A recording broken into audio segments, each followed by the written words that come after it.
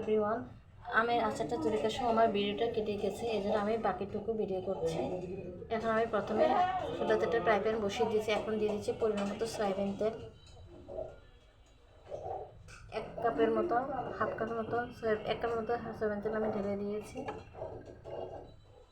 তেলটা গরম হোক। তেলটা আমার গরম হয়ে গেছে। এখন দিয়ে দিচ্ছি সরিষা বাটা 3 চামচ।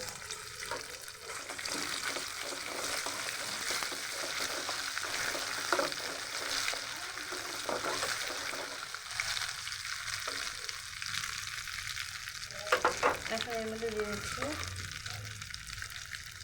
আমগুলো আমি রোদে শুকিয়ে নিয়েছি, আমটা দিয়ে দিচ্ছি।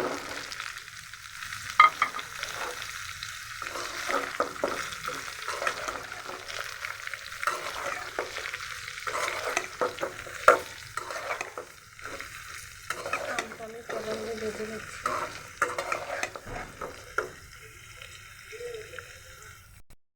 হাফ চামচের মতো হলুদ গুঁড়া, হাফ চামচের লবণ, এর উপর লবণ দিচ্ছি, তো লবণ কম করে দিলাম।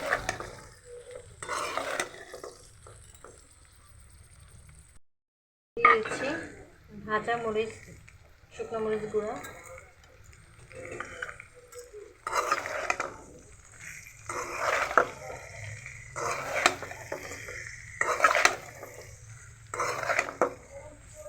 ভালো মতো আমরা ভেজে নেব।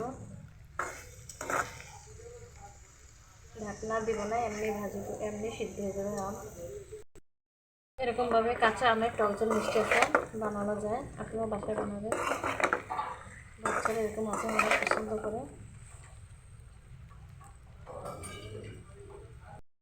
কাঁচা আমের টক ঝাল মিষ্টি আচারটা আমরা নেড়ে দিচ্ছি। এখন এর মধ্যে আমি সাদা সিরকা ব্যবহার করবো। সাদা সিরকাটা ব্যবহার করবো। এখন আমি 4 চামচের মতো সিরকা দিয়ে দিচ্ছি। দিয়ে আমি আমের আচারটা আবার নেড়ে দিচ্ছি।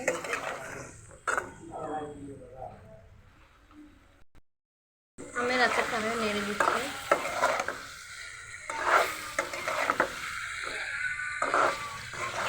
আমটা আমার প্রায় সিদ্ধ হয়ে গেছে। আবার সেটা আমি চিনি দিব।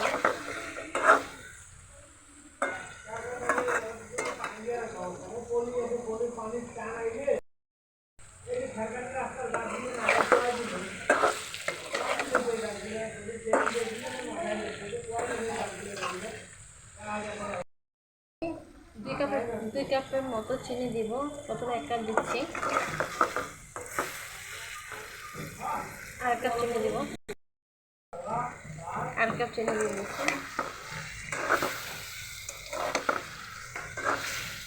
পাঁচফোড়নের গুঁড়োটা আমি সবার শেষে দিব। আমার এখন পাঁচফোড়ন গুঁড়োটা নাই, পরে আমি যখন গুঁড়ো ঢুকাবো তখন আমি পাঁচফোড়নটা দিয়ে দিব।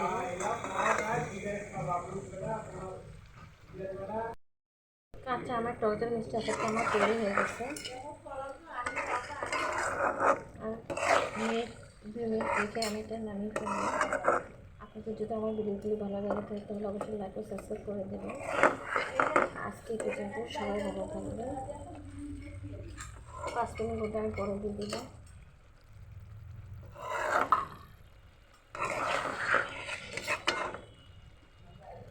এখানে আমি চুলাটা বন্ধ করে দেবো। সবাই ভালো থাকবেন। আল্লাহ হাফেজ।